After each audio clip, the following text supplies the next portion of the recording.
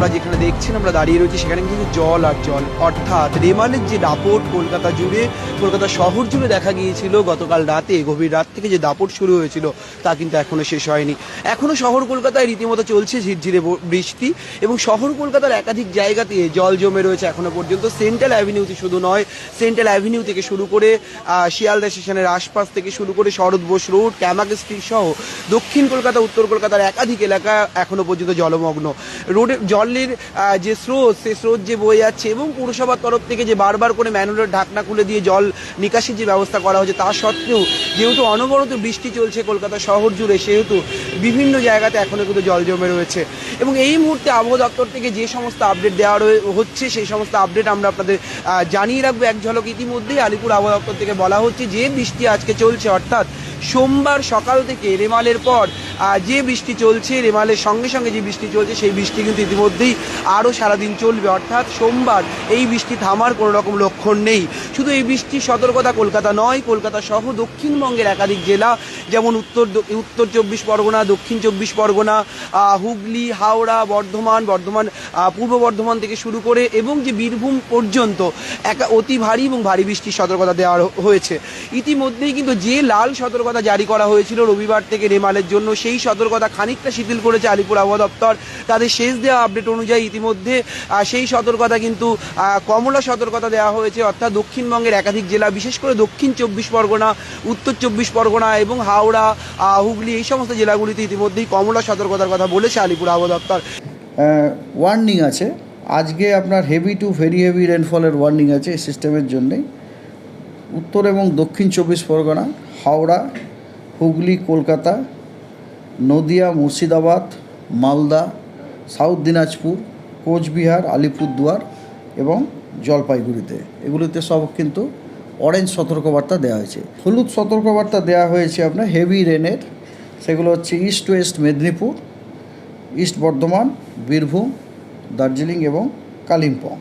আগামীকাল সাউথ বেঙ্গলের জন্য কোনো সতর্কবার্তা নেই। উইন্ডের সতর্কবার্তা আছে, সেটা হচ্ছে সারফেস উইন্ড। আজকে কিন্তু পশ্চিমবঙ্গের সব জেলাতে সারফেস উইন্ড 40 থেকে 50 কিলোমিটার প্রতি ঘন্টাতে সতর্কবার্তা আছে, এবং আগামীকালও কিন্তু সারফেস উইন্ডের সতর্কবার্তা আছে reaching 40 to 50 kilometre per hour. তবে এগুলো সব নর্থ বেঙ্গলের।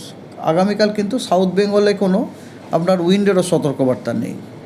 ওয়েস্ট বেঙ্গলের কোস্টে আপনার গেল উইন্ড 11:30টার সময় যে রিপোর্ট, তখন কিন্তু গেল উইন্ড চলছিল 80 থেকে 90, গাস্টিং টু 100, এবং যেটা আজকে দুপুরবেলাতে কমে যাবে 60 থেকে 70, গাস্টিং টু 80।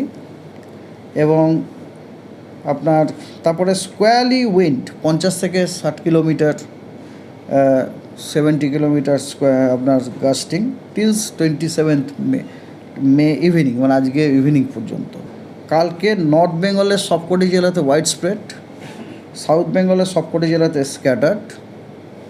29, 30, 31, 1 এই 4 দিনে আপনার নর্থ বেঙ্গলের 5টি জেলাতে, 5টি মানে দার্জিলিং, জলপাইগুড়ি, কালিম্পং, আলিপুরদুয়ার, কোচবিহার, এগুলিতে ওয়াইড স্প্রেড রেনফল হওয়ার সম্ভাবনা আছে। দিনাজপুর 2টি এবং মালদাতে স্ক্যাটার্ড রেনফল হওয়ার সম্ভাবনা আছে, এবং সাউথ বেঙ্গলের সব জেলাতে আইসোলেটেড রেনফল। রেমাল তাণ্ডব, যে রবিবার রাত ভোর যে রেমালের তাণ্ডবে রীতিমতো বিপর্যস্ত হয়েছিল দক্ষিণ 24 পরগনার একাধিক এলাকা, উত্তর 24 পরগনার হিঙ্গলগঞ্জ, সন্দেশখালী, মণিপুর থেকে শুরু করে বিভিন্ন জায়গা, যোগেশগঞ্জ, সাহেবখালী, একাধিক এলাকা, উত্তর 24 পরগনার প্রত্যন্ত এলাকা, সুন্দরবন এলাকা, দক্ষিণ 24 পরগনার ঝড়খালি থেকে শুরু করে গোসাবা, বাসন্তী, ক্যানিং, একাধিক এলাকা যে বিপর্যস্ত হয়েছে, এবং কলকাতাতেও একাধিক জায়গাতে যে গাছ ভেঙে পড়েছে, এবং ইতিমধ্যেই বহু মৃত্যুর খবর আমরা পেয়েছি। শুধুমাত্র কলকাতা শহরেই বিদ্যুৎপৃষ্ট হয়ে মারা গিয়েছেন একজন, এবং বলা হচ্ছে পানিহাটিতেও বিদ্যুৎপৃষ্ট হয়ে মৃত্যুর ঘটনা ঘটেছে। এবং রবিবার গভীর রাতে বিবির বাগান এরিয়াতে, এন্টালি থানা এলাকাতে একজন সিমেন্টের চাঙড় ভেঙে আহত হন এবং তিনি এনআরএস হাসপাতালে তাকে নিয়ে যাওয়া হলে তাকে মৃত বলে ঘোষণা করেন চিকিৎসকরা। একাধিক মৃত্যু, আহত হয়েছেন বহু মানুষ। মৌসুনী দ্বীপে একজন বৃদ্ধার মৃত্যু ঘটেছে গাছ পড়ে, বহু জায়গায় গাছ পড়ে গাড়ি ক্ষতিগ্রস্ত হয়েছে। বরানগরে চিমনি ভেঙে পড়ে একাধিক গাড়ি নষ্ট হয়েছে বলে যে সমস্ত বিভিন্ন ক্ষয়ক্ষতির যে সম্ভাবনা রয়েছে। এবং সবচেয়ে গুরুত্বপূর্ণ আরেকটি আপডেট, যেটা রাজ্যের বিদ্যুৎ দপ্তরের তরফ থেকেও কিন্তু বলা হচ্ছে যে বৃষ্টি না কমা পর্যন্ত যে সমস্ত এলাকায় বিদ্যুৎ সংযোগ ইতিমধ্যেই বিচ্ছিন্ন হয়ে রয়েছে, অর্থাৎ উত্তর 24 পরগনার বিস্তীর্ণ এলাকা শুধু নয়, কলকাতারও বিভিন্ন জায়গায় এখনো পর্যন্ত বিদ্যুৎ সংযোগ নতুন করে আনা সম্ভব হয়নি। তার কারণ রবিবার গভীর রাতে যে দুর্যোগ ঘটেছিল, যে তাণ্ডব হয়েছিল রেমালের, সেই তাণ্ডবের যে প্রকোপ, তার যে প্রভাব, তা যে ভয়াবহ ছিল তা কিন্তু আবহাওয়াবিদরা বলে রেখেছিলেন আগে থেকে। তার প্রভাবে বিদ্যুৎ গিয়েছে এবং সেই বিদ্যুৎ সংযোগ যাতে আবার নতুন করে রেস্টোর করা যায় সেই বিষয়টি যেমন ভাবনা চিন্তার মধ্যে রয়েছে এবং এমার্জেন্সি সার্ভিস, যে জরুরি পরিষেবা, বিভিন্ন রকমের সার্ভিস তা কিন্তু রয়েছে। ইতিমধ্যে আমরা দেখেছি কলকাতা মেডিকেল কলেজ জলমগ্ন রয়েছে, পিজি হাসপাতালে গাছ ভেঙে পড়ার খবর আমরা পেয়েছি এবং তা সত্ত্বেও একাধিক যে সেন্ট্রাল অ্যাভিনিউ সেখানে যেমন জল জমে রয়েছে। সারাদিন পুরসভা নিয়মিত নিরন্তর কাজ করছেন, পুরকর্মীরা, বিপর্যয় মোকাবিলা বাহিনী কাজ করছেন, প্রত্যেকটি জায়গা থেকে গাছ সরিয়ে দেওয়ার চেষ্টা চলছে। তা সত্ত্বেও যে ঝিরঝিরে বৃষ্টি চলছে, যে বৃষ্টির বেগ মাঝে মাঝে বাড়ছে এবং আমরা যেখানে দাঁড়িয়ে রয়েছি শহর কলকাতা, একদম মধ্য কলকাতার অন্যতম জায়গা সেন্ট্রাল অ্যাভিনিউ, ট্রপিক্যাল মেডিসিন যে হসপিটাল রয়েছে তার ঠিক পাশে, ঠিক এই জায়গাটাতেও যে ঝড়ের তোপ অর্থাৎ যে ঝোড়ো হাওয়া বইছে তা কিন্তু রীতিমতো দাঁড়িয়ে থাকার জন্য অত্যন্ত বিপজ্জনক। এবং সেখানে দাঁড়িয়েই বলছেন যে তা কলকাতা শহরে যদি এই পরিস্থিতি এখনো হয় তাহলে দক্ষিণ 24 পরগনা, উত্তর 24 পরগনা, নদী উপকূলবর্তী এলাকা, পূর্ব মেদিনীপুরের সমুদ্র উপকূলবর্তী এলাকার কি পরিস্থিতি।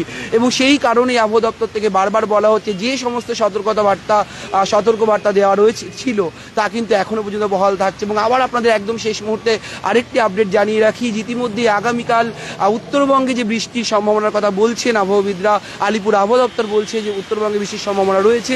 দক্ষিণবঙ্গে কিন্তু এখনই বৃষ্টি থামছে না। সোমবার রাত অর্থাৎ আজ রাত বাড়ার সঙ্গে সঙ্গে আবহাওয়ার উন্নতি হওয়ার সম্ভাবনা রয়েছে শুধু নয়, এবং যে ঝোড়ো হাওয়া বইছে 40 থেকে 50 কিলোমিটার বেগে এই হাওয়া কিন্তু বইবে। এবং এই হাওয়া শুধু কলকাতা নয়, গঙ্গা থেকে আর একটু দূরে অর্থাৎ উত্তর 24 পরগনা, দক্ষিণ 24 পরগনা একাধিক এলাকা যত এগোবে সেই সমস্ত প্রত্যন্ত এলাকা, সুন্দরবন এলাকা, সেখানে কিন্তু এই হাওয়ার দাপট আরও খানিকটা বাড়বে। এবং সেই কারণে ইতিমধ্যেই মানুষের মধ্যে যে সতর্কতা সরকারের তরফ থেকে প্রচার করা হচ্ছিল, যেহেতু নির্বাচন কমিশনের আওতাধীন অনেক কিছু রয়েছে, তা সত্ত্বেও জেলা প্রশাসন যে চেষ্টা করছিল ত্রাণ শিবিরে মানুষকে এগিয়ে আনা, বহু মানুষকে রেস্কিউ করে আনা, তার কারণে কিন্তু অনেকটা বিপদ এড়ানো গিয়েছে, এই কথাও কিন্তু অনেকেই স্বীকার করে নিচ্ছেন। এবং সব মিলিয়ে আবহাওয়ার যে এই মুহূর্তের আপডেট, অর্থাৎ সোমবার বিকেল সন্ধ্যায় দাঁড়িয়ে যে আপডেট পাওয়া যাচ্ছে তাতে কিন্তু এক্ষুনি নিশ্চিন্ত হওয়ার কোনো কারণ নেই যে বৃষ্টি কমছে, আবার রোদ উঠছে, আকাশ পরিষ্কার হচ্ছে। সমস্ত কিছুই মঙ্গলবারের উপর নির্ভর করছে, অর্থাৎ আগামীকাল এই মেঘ রেমালের দাপটে যে মেঘ করে রয়েছে, আকাশ এখনো কালো অন্ধকারে চারিদিক ছেয়ে রয়েছে, ঝিরঝির করে বৃষ্টি চলছে, জল জমছে, ঝড় চলছে, ঝোড়ো হাওয়া বইছে কলকাতা শহর জুড়ে। এই পরিস্থিতি কিন্তু মঙ্গলবারের আগে উন্নতি হওয়ার কোনো সম্ভাবনা নেই।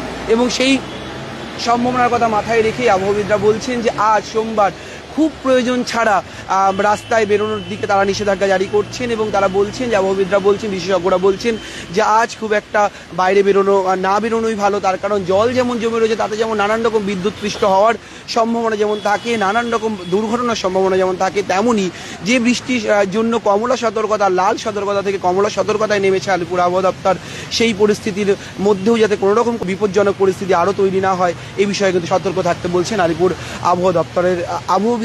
শুধু নয়, কলকাতা পুরসভার বিভিন্ন আধিকারিকরা এবং প্রশাসনের তরফ থেকেও বারবার মানুষকে এই সতর্কতা বার্তা দেওয়া হচ্ছে। ক্যামেরা শুভজিৎ মুখোপাধ্যায়ের সঙ্গে রমেন দাস, সংবাদ প্রতিদিন .in।